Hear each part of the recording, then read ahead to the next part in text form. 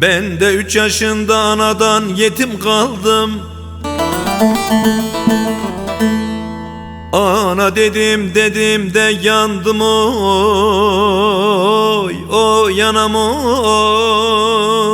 oy garibim oy, oy, oy.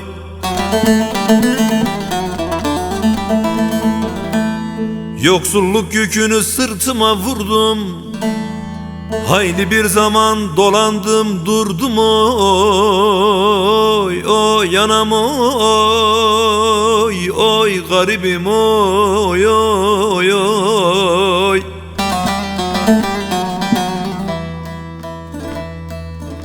Bilmem ki bu dünyaya kardeş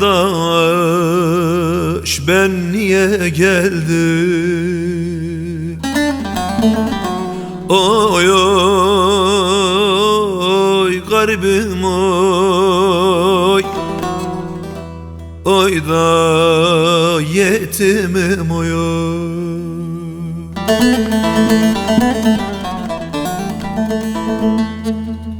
Bilmem ki bu dünyaya kardeş ben çile çekmeye mi geldim? Oy, oy garibim oy, oy da yetimim oy, oy, oy.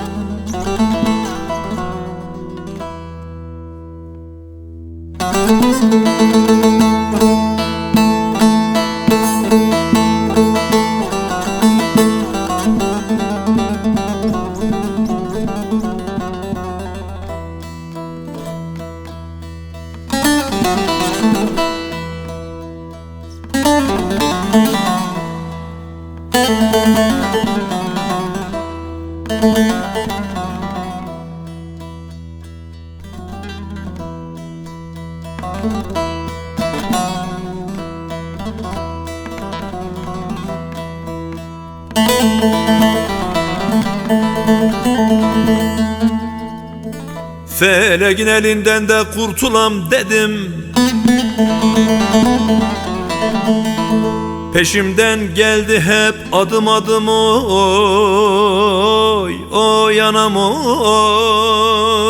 oy garibim oy, oy, oy.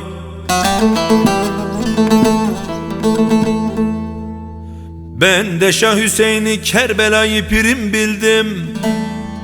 Medet alim dedim dedim de yandım oy, oy alim oy, oy garibim oy, oy, oy.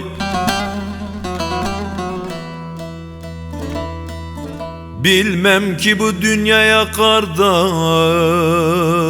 ben niye geldim? Oy, oy garibim oy, oy da yetimim oy, oy. Bilmem ki bu dünyaya kardeş Ben çile çekmeye mi geldim? Oy oy garibim oy. Oy da yetimim oy oy.